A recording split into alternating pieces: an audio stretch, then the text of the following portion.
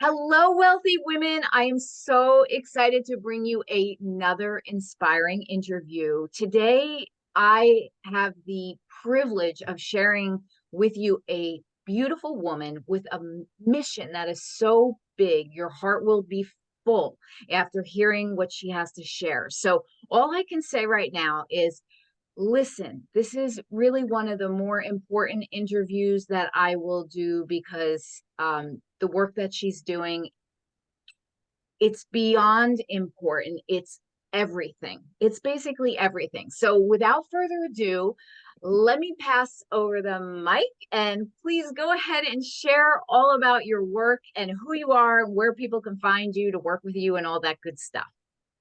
Well, thank you so much for having me, Tamara. I am so happy to be here with you. I'm Jen Canobbio. I am a licensed clinical social worker in the state of California. I've been working with youth and families in a variety of capacities really since I was a teenager myself.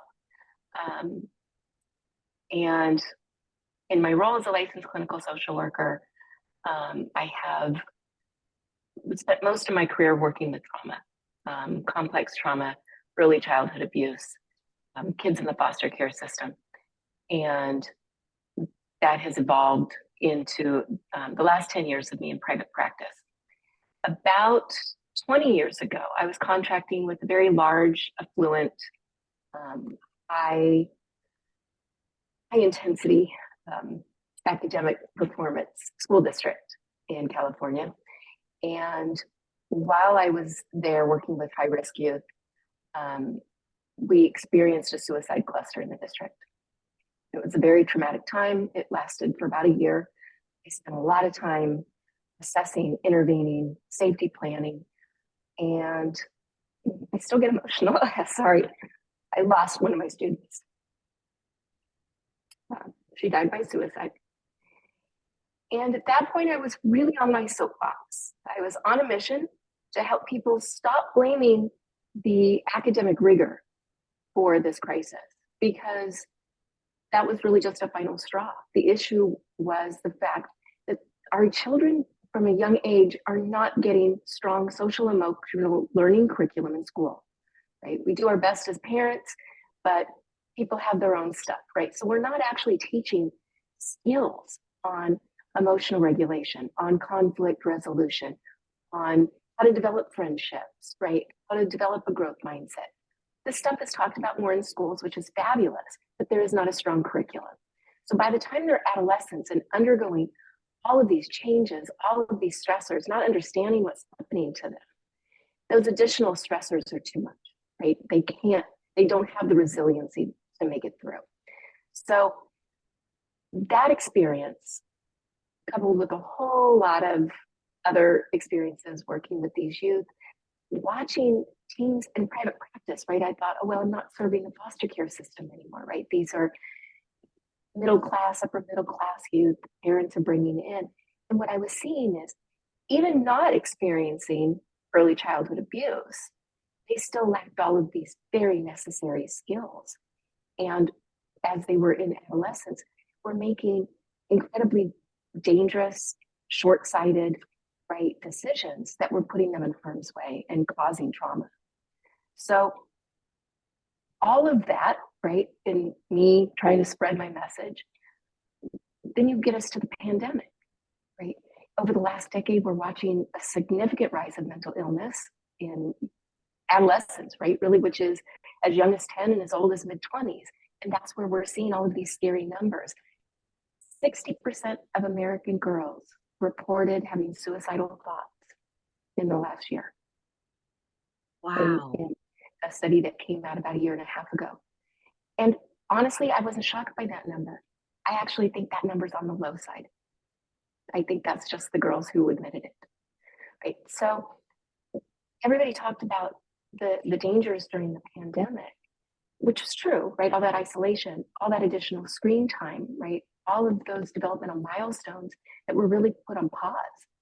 But what I really saw kids struggling was returning to real life. Right? They didn't have that self-assuredness, right? Here had been this big disruption in their emotional growth. And I was watching them struggle, right? And through all of this, I'm turning people away in my private practice, right? We've got a shortage of therapists. And so all of this culminated to the fact that not every youth needs therapy. Can they benefit? Sure, on a therapist first, right? Everybody can benefit at some point in their life from that self-discovery. We've all got little things that we can heal from. But the reality is we need to do something more proactive. So if I can teach all of these skills to my therapy clients to reinforce their growth and their healing process, I just sort of had this epiphany that I need to reach more girls. I need to broaden, who hears me on my soapbox. And rather than tell people what to do, I needed to just do it. Okay, so out of that came my teen toolbox for girls, right? Because I think every teen, and at some point there'll be one for boys too, but because girls are the ones reporting the most crisis, I started there and really just took all of these skills, right, that aren't actual therapy, they just support therapy, and encapsulated them into this big toolbox because every adolescent needs one. We've got all these stereotypes and myths about what the teen years are. I remember when I became a mom, and by the way, I have twin teens in myself, so I totally get what the challenges are, right? It's not that it's an easy period, but it is actually a super important developmental stage that gets overlooked, under-supported, because it's hard. Right? Parents are really mourning the cuddly years, right? The years where their kids are maybe a little more compliant, that just take what they say at face value. They feel important to their kids, right? They're still always important to their kids, but developmentally, kids are needing to separate. They're needing to identify their own values. They tend to align with the ones that their parents have taught them, but they need to know it for themselves, right? They're needing to seek out novelty. They're needing to really utilize their creativity to seek out opportunities, right? And that social brain is really in charge. So all of these things can create conflict. All of these things can lead teens to making impulsive decisions, right? So I've never met a teen that doesn't want to do well. I've never met a teen that doesn't want their parents to be proud of them, right? I've never met a teen that doesn't really want to have a wonderful relationship with their parents, to feel successful academically, right? But they don't have the tools. So I have created this whole toolbox and teach them how to use them, right? I don't just hand it off to them and say, good luck, right? I take 12 weeks to really teach them all of these things so that they start to feel comfortable and master it. And I do twice weekly live coaching. I provide the coaching in a group atmosphere with the teens because they learn better from each other. Right? Yeah. But obviously, I'm not going to just send them off into the wild. I'm there to support it and to guide it because I believe that we can create a new generation where we start to change that narrative on what adolescent years are. When I became a mom, everybody's like, oh, good luck when years are teens, because I was working with teens. Oh, just you wait. Mm-hmm. I'm not saying that my kids are perfect, and I'm not saying that we haven't hit bumps in the road, but I was able to help my kids. Well, we're still in process, right? But to let them, the old adage of roots and wings, right? It's our job to make sure that they have strong roots so that they can safely spread their wings. They can learn from mistakes rather than have mistakes be devastating, right? They can be connected to us so that they have the opportunity to come to us when there is a problem. But we first have to give them the opportunity to figure it out on their own. So, and as part of that mission, I provide free trainings and resources to parents because I want them to understand what's happening. I want to break down those myths. I want to help parents not personalize when their daughter needs to go to their room to self-regulate and to have some space before they can come back and have that conversation. The work that you're doing is so meaningful and important and impactful. And it is really shocking to hear the numbers that you just shared, that percentage. I had no idea. It is. And I love that there is you in this, in and your mission to help and change, like you said, that whole narrative. And also to kind of what you were leaning towards, educate the parents that they don't take certain things personally. They just allow their child to grow and be ready to have those conversations when they feel comfortable. So there's a respect for both sides. The parent also respects the child and vice versa. And you can do so much. And I just love that you put this resource together and all of the coaching that goes with it, because they need help navigating this, right? And the parents need help to understand it. So it's really a full embodiment of making a new way to go forward with life skills that will not only serve them for the rest of their lives, but also their children and then their children's children. And so basically, you're servicing to make a new generational impact, that it should not be like this is currently what is happening, what you're seeing, that you're in the trenches, so you see this, you're aware of what's happening. And I think that you getting that message out there to make other people aware, it's a sad and shocking number, but at the same time, but it doesn't have to stay like that, right? It's right, helpful. And that's exactly, why but I how do you, developed the coaching program, because, I yeah, mean, I'm not going to lie. As a therapist, my license limits me. It limits me on how many people I can help. It limits me on where those people have to live for me to help them. yeah, And to take the skills, right, out of the therapy room. And because honestly, this stuff should be taught in schools. It doesn't have to be taught by a licensed therapist. That's just an added bonus that I have so much training and experience and education, right? That I understand the science behind it, right? Because it really is an art and a science. It's an art to draw them in, to connect with them. And I'm not gonna lie, I'm always embarrassed saying this, but for years, and it was funny because independent of each other, right? But in different roles that I'd played, my colleagues and the parents that I work with alike would call me the teen whisperer, because I would always get the most incorrigible teens, right? That other people were like, this kid's impossible. And I could engage them. I could connect with them. They finally felt heard and seen and understood. And as a result, we could break down some of those defensive walls so that they could actually engage and learn, right? And that's what our youth need. Parents take it personally that their kids will listen to me. I met with a couple of parents just the other day, and they're like, oh, my daughter's just started working with you, but you have a new best friend, right? She's your biggest fan. And they just went on and on about everything that their daughter had to say. And I sense that maybe there was just a little bit of a tone, right, from the mom, that it's kind of like, why couldn't I have that impact, right? And I just assured her, it's because I'm not her mom. Right? yeah, Kids can hear me differently because they're not trying to pull away from me, right? They're not trying to look at things through a new lens in our relationship, right? I am that novelty. So, and full disclosure, right? I proactively found people for my kids to have similar kind of mentorship from, because I knew that they needed that to stay grounded and connected in our relationship, right? My daughter was like, can I do this program? And because she's experienced, the whole mean girl phenomenon at school. And I said, honey, you absolutely have access to all of that information, but it's all stuff you already hear from me. But I need you to hear it from somebody else. I need you to see it from somebody else's viewpoint, right? I need you to broaden, that your input, to really integrate that into what it means to you and what that's going to look like.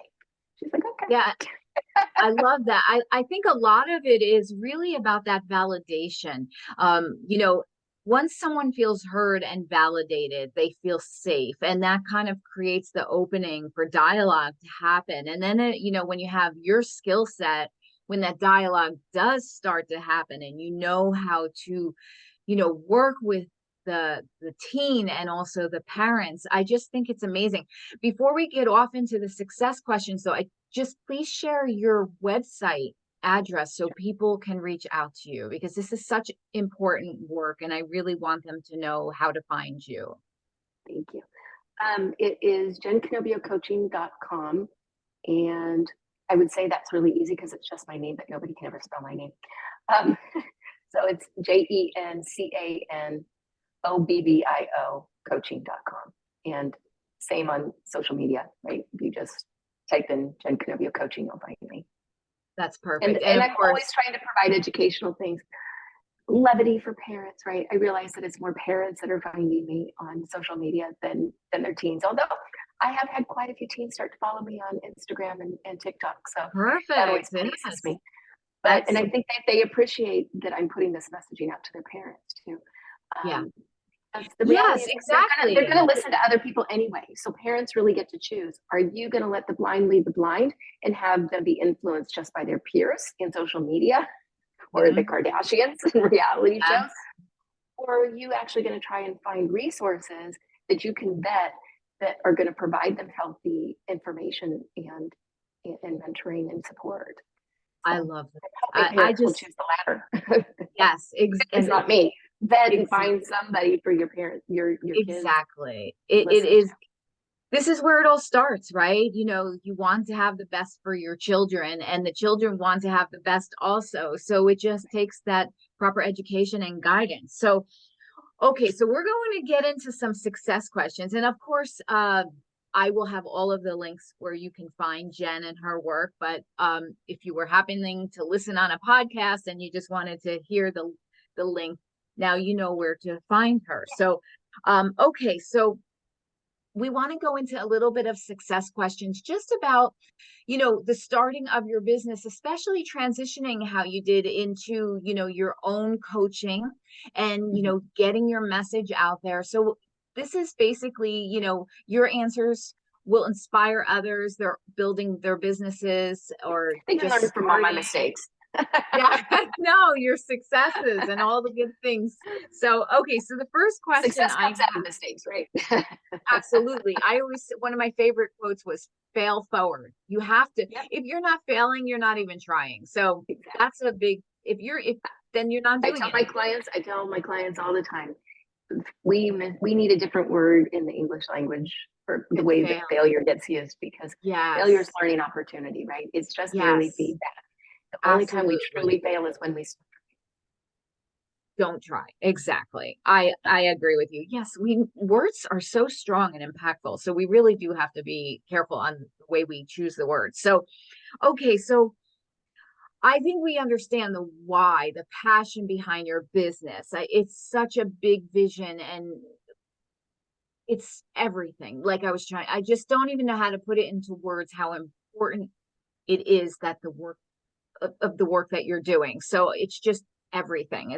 I mean, children, you birth them into the world. Of course, you want everything fabulous for them, and you are helping to make them have a more fabulous life experience. And so, like I said, it's everything. I don't even know how to put better words to it. So, okay, so here's the thing. In a general business style sense, if you could choose one answer of how building your online business has enriched your life and has empowered you, what would that answer be? And why would you recommend that another should consider building their own business for the same reason? Or, I mean, for a reason. I'm not sure if this fully answers your question, but, you know, the pandemic, as tragic as it's been, as painful as it's been, really, I'm also a firm believer in finding the gifts in any crisis. Yeah. Right? And one of those gifts was really shifting how we connect, how we reach, right? There's a downside to how much screen time we spend and how impersonal it can get. But I've truly felt empowered to be able to have such a far reaching. One of the first parents, when I first launched this, to reach out to me was in Sweden. I was like, oh, wow. It didn't even occur to me that I would have such a far reach, right? The power of the internet, the power of social media I was somebody who didn't really spend any time on social media, right? I saw it as just a time sucker, and it can be for sure if we're not mindful. But it really never occurred to me how many people I could impact with a single post. To me, that's still mind boggling, and it's so empowering to me. And all it makes me want to do is continue to refine what that message is to have even greater impact, right? To stop that scroll, so to speak. Because while I try to use humor, while I try to make things relatable, to me, there's nothing more important than this. This is the most critical and extensive developmental stage as humans we go through. Yeah. We have the opportunity to build them up and to tap into all of that potential to developing superpowers that can go out and change the world. Or we let them struggle, right? And just try to survive it. And then we set them up to continue to do that into adulthood. So Yeah, and that's pass it so on. empowering that the internet has provided me with the opportunity to try and create more superheroes. I love that answer. That's fantastic. And I think this resonates with most women business owners because I feel that many of us are just building businesses from a real sense of passion and purpose and soulfulness. And when it's coming from such a pure place with the intention to help and serve and to know that you have that platform and that you can make that difference. And this kind of leads me to another thing sometimes, and you could maybe even speak to this because it's one of the questions anyway. A lot of times women will have these beautiful businesses, but they're afraid to get out there and share their message, to have that voice and visibility. And I have really come to for me, a simple thing that I'll pretty much say to them and when we do coaching or in general. I'll say your message, your mission is so important and can help so many that it's not about you. You're a vessel, you're a voice, and you have sort of an obligation, a God-given talent and purpose to serve. And so for you to hide behind a little bit of discomfort or insecurity, you have to get over it because you're meant to serve and people need you. And if you don't show up because of a little fear, just think of how many people that will not get your message and be changed for the better. I think that is the easiest and best motivating way to get over fear. But we all go through it. When we first get on the internet, being visible is quite a little bit confusing and challenging and weird and all the things. And so, That right? actually, Tamara, has been my biggest challenge, right? I have never had to market myself. I don't even have a website for my therapy business. I'm always full. I'm always turning people away. It's word of mouth. I mean, there are platforms like Psychology Today, whatever, people find me there. But when I went into private practice, I was like, I don't know how to do this. I've never worked for myself, been a sole proprietor. I guess I'll figure it out.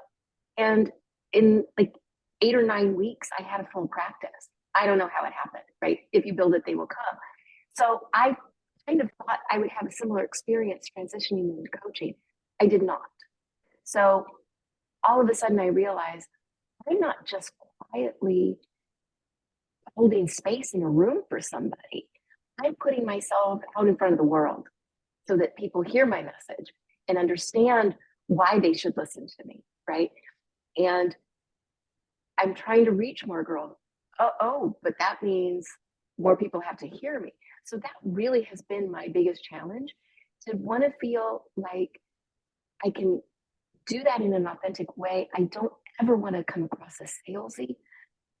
I don't want to sell myself. People aren't buying me and my service. They're investing in their daughter's future, and finding a way to create that message and to feel brave enough to put myself out there in front of the world has really been my biggest challenge. I love it. I love what you just said. They're investing in their daughter. I mean, that is everything. When you have a beautiful business with a soulful purpose and it's clean, you just know, then it is an investment. it's not about selling or your product. It becomes about the transformation you can offer to somebody because they had the luck of your paths crossing, right?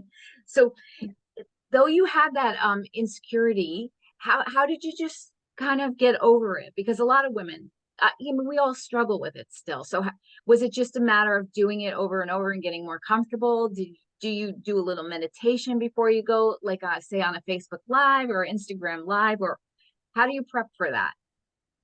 So I'm not going to lie, it's still hard for me. I can't say that I've been at this long enough that I just am totally over it.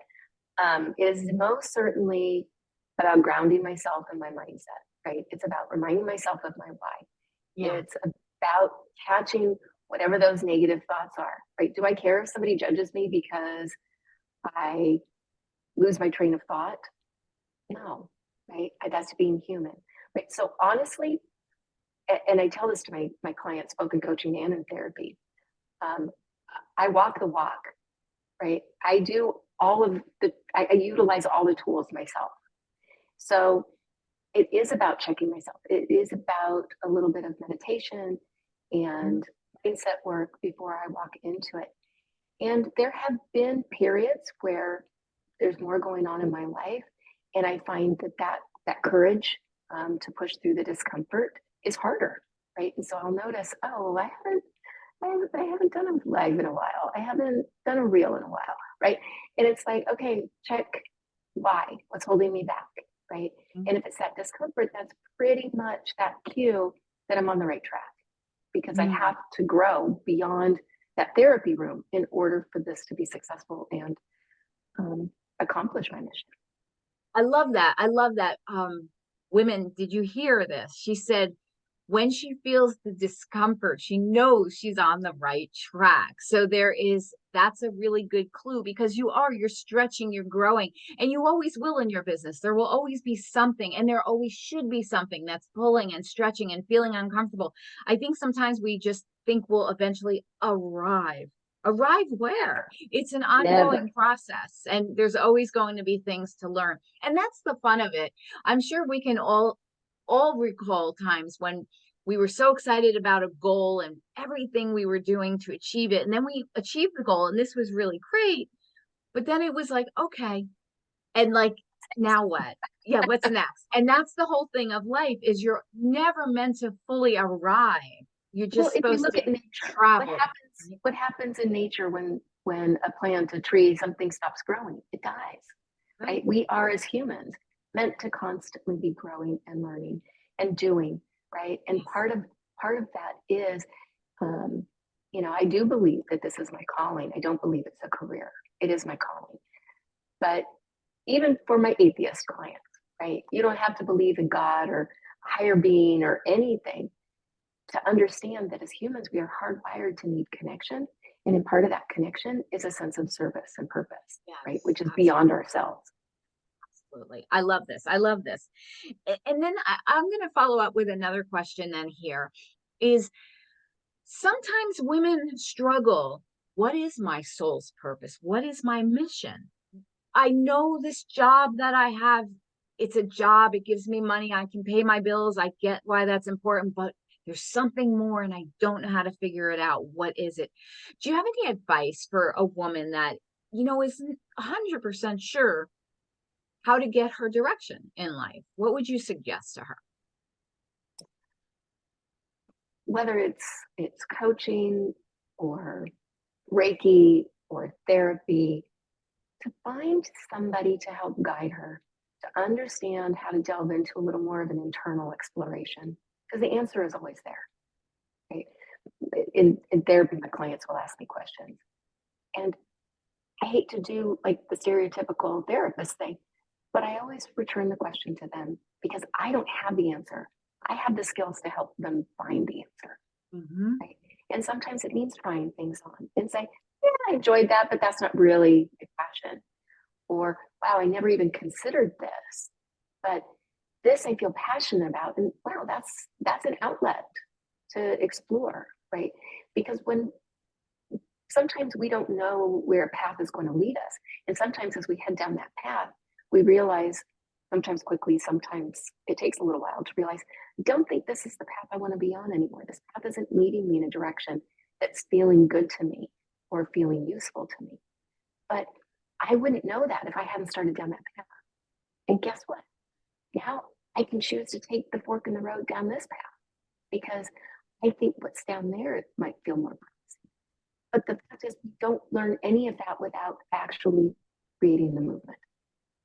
I love what you just said, because I also think sometimes we get hung up on the idea that we have to choose something, one thing, and that's what we have to do for the rest of our lives, or a very large portion of our lives. And I love, there's been a movement going on for many years already, where it started as you have the one corporate job, so to speak, for the rest of your life, you retire, get the watch, and then all of a sudden we saw like the kind of breakdown of being able to rely on, I'm speaking in America, like corporate America, the job security changed when, the economics of the climate changed. And all of a sudden people were starting to wake up and realize they really kind of need to count on themselves. And all the things. And it all has added up to people being allowed now to try on different jobs for a couple of years until they find out what fits for them.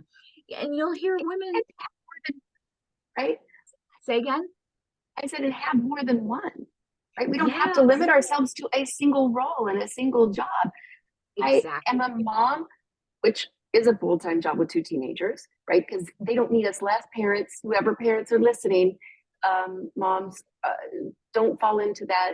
They're older and more independent. They don't need us. They need us more. They just need us differently. Yes. But Well said. I'm a psychotherapist, right? I am an empowerment coach for teens. I'm an antique dealer, right? And I Love it. provide professional consulting, right? And if I stop to think about it, I probably have other things. But 4 of those 5 jobs, uh, they're careers, right? They're all legitimate. And I don't know where I find enough hours in the day to do all of these things, but I do. But we don't have to be one thing anymore. So multi-passionate is what is totally fabulous, and go for it. Do what makes your heart sing, right? Absolutely. I love it.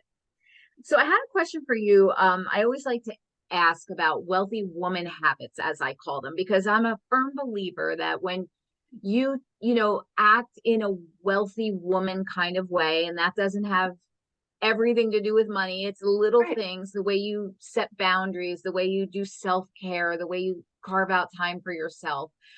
I'm a big believer in that because it strengthens your muscle to show yourself self-love, self-respect. And then that is empowering to you, and you start to expand your vision and know that you can do and be more of what you want to be. So what are some of your wealthy woman habits, as I like to call them, or wealthy woman ways that, like, for example, morning routine? Do you have any set things that you do every single day that, you just feel a little off if you don't do it? I start every morning with meditation. How long I meditate, that depends. Because I will say, I think working with teens for so long, um, it has adjusted my sleep cycle. So I am not a morning person. But I start out every morning before I even get out of bed with meditation. Um, I start every day and I encourage my clients before their feet even touch the ground, what's your intention for the day? Right? Oh, I like It it. doesn't mean, it doesn't have to mean my to-do list, right? I am going to be, I'm going to approach my day with confidence and focus, right? With compassion, right? I am going to touch as many lives today as I can, but I'm going to set my intention before my feet even hit the floor. And that helps give my day purpose and focus. And that helps me from going down all of the potential rabbit holes of, you know, distraction, right? I still get distracted, but it's a lot easier for me to bring myself back into notice when I I have. love it. That's Yeah. Meditation is so important. It's really grounding. Any other tips that you have for, like, good success habits um, and I setting the intentions? yeah, I many years ago realized when Actually, it was when I was preparing to sit for my licensing exam, because that was a really big deal and a long road to get to. And I had a mentor say, you need to schedule your time to study. It doesn't matter if it's 30 minutes or 3 hours. If you don't schedule that time, you won't do it. And I realized that's exactly what happened, right? It's like, okay, I'm going to approach my day and I'm going to study for X number of hours today. And the dishes would need to get done. And, you know, it was like, oh, squirrel, right? Because my Yeah. brain wanted to do anything else. Mhm. But if I prioritize scheduling that time, I mean, I schedule this time with you. I schedule time with my clients. I schedule time to go to the doctor, right? We schedule time with, and respect other people. Why are we not doing that for ourselves? So I accomplish so much more in the day when I literally schedule in and put on my calendar for that self time, because that affects my mindset to prioritize it. Sometimes things in life require me to reschedule just like it would any other appointment. But that's just it. I actually reschedule it, right? I don't just, you know, Forget about hit it. snooze or dismiss that reminder on my phone, right? I actually stop and say, okay, then where do I put this in?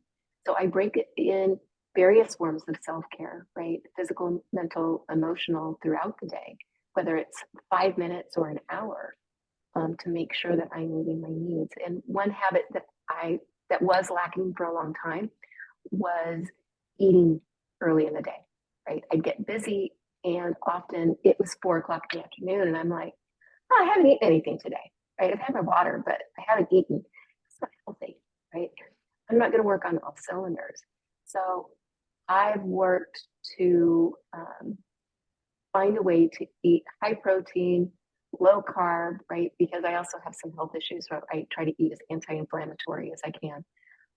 And to do that early in the day and to again create that routine that I'm eating regularly throughout the day, even in small amounts, because that helps keep me focused. That helps keep me my energy more stable, so that I can accomplish all of this stuff, in a 27-hour day. I love everything that you just said. So I just want to go over this so everyone hears, because these were great tips. So, one, meditation. Two, set your intention. Love that. And then three, schedule in yourself in all the ways that are about your self-care, physical, emotional, soulful, spiritual, whatever it is. And it's funny, one of my I have coaching, of course. I always recommend coaching for everybody. One of my coaches, she says she schedules in everything, and then she's very firm, for example, on her boundaries, because also it's very easy for us online business women owners to never turn off the computer or always be available. And so I also think creating those strong boundaries where you're finished at a certain time, close the laptop, have your family time or your self time, really important. So I love everything that you just said. It's real. And yeah, the intention one is such a big deal too, because that's kind of, also connected to your big why, your intention for the day. Every day, every day, every day equals what your big why is about and helps you achieve that main mission that you have in your life, right? So, I and will then I say guess, I have very strong boundaries, yeah, much to some people's chagrin. But I will say that my boundaries are incredibly flexible. So while in general, I would tell people, what is your end of day? And that's what you need to hold. Given that I've worked with high risk youth for so many years, I have learned how to have flexible boundaries to still maintain my family time, my personal time, and be available to my clients. And for my coaching clients, I offer that as well, right? Because life doesn't always happen, right? And the stuff that they're needing can't always wait until our next session. So yeah, I do my best to be available to my clients, but that doesn't mean I'm not prioritizing, when I'm having time with my kids, right? I'm not on my phone. And I do let my clients know, if you don't hear from me right away, it's merely because my family, right? And my personal needs also have to be balanced in there. So I set that intention with my clients up front, and they don't freak out or feel ignored when I don't respond right away. And I think they're usually surprised at how often they get a response within about 10 or 15 minutes. No, I like that you said that because it really does make sense also for the field of work that you're in. So there are those fields where that flexibility of boundaries is much more important than just being, 100% In general, rigid I would about it. encourage Yeah. that for people. That just doesn't Yes. really work with what I do or I get who that. I get that. Yeah. Thank God. Thank goodness. Right. Because there are definitely professions and works that people are doing that require that availability. So I'm glad that you actually mentioned that. It really does depend on, if it comes to someone maybe that's a social media manager and a client is, calling at 9 about a post, that something like that that's can not really a wait, priority. but that's a whole different thing. So good that you pointed that out. And then for our final question, I wanted to ask you a day in the life of a successful day for you. What does that look like? What does a successful day in your life look like? Not any one thing. I have a lot of successful days that look very different. Sometimes a successful day is I don't hear from any of my clients because everybody's doing well and using all of their tools. And I just go out and have some fun, right? Whether that's with, my mom tribe or with my kids. Sometimes I get alone time. Wow, I got 2 hours of alone time today, right? Yeah. To binge watch, Ted Lasso or Schitt's Creek, right? My favorite shows. Yeah. Sometimes it means, wow, I have managed to stay working on all cylinders and keep my energy level up. And I put out 3 crises and done 8 coaching and therapy sessions and, managed to get 3 posts for tomorrow done. And, I'm tired, but it's that good kind of like That after good. a good workout kind of a thing, right?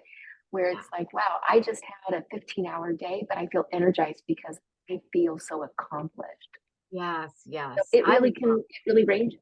It ranges. That's great. I love this. Well, I just want to say thank you so much for sharing this time with me, Thank you.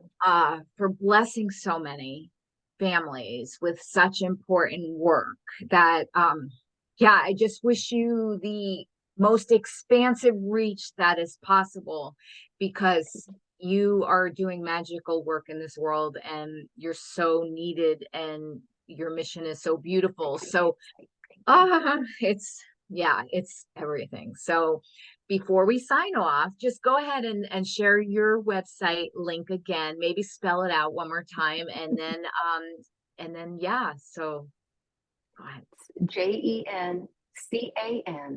JenCanobbio coaching.com. Jen Love it. Canobbio coaching. Even if you put, most people want to spell it with 2 N's and 1 B.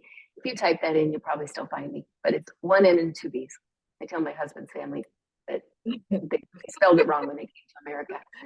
I know you like I just go by Coach Tamara because try and say or spell my last name and then my husband, with my husband's name, oh my goodness, it's just a mess. So I'm just like Coach Tamara here. So Yeah, anyway, it's I just actually want to say a joke that a lot of people will say. I will call myself just Jen, just Jen, just and they're Jen. like, "Really? That's it, just That's Jen? cute. You'll know." So that became You'll sort of a nickname. I love it. Well, I just want to thank you so much for sharing this beautiful Thank you message for sharing your time with me. uh and I told you ladies this was going to be a very, very important interview. So please share also. Enjoy and resonate with this interview. Reach out to Jen, but also share this with your folks, your people, your tribe, because this is a message that needs to be shared everywhere. We need to help our youth, our teens navigate. They need help. And Can I say one more thing on that? yes, please, absolutely. The biggest challenge is parents always think it's just a phase. They just think if we just make it through this, right? And sometimes that is the case, but kids are limping along. They're just surviving. And there is so much rapid brain development happening that we want what gets hardwired in their brain to be healthy, to leave them feeling effective. not limping along, or waiting a year or two of asking their parents to find them a therapist. This is what I encounter on a regular basis.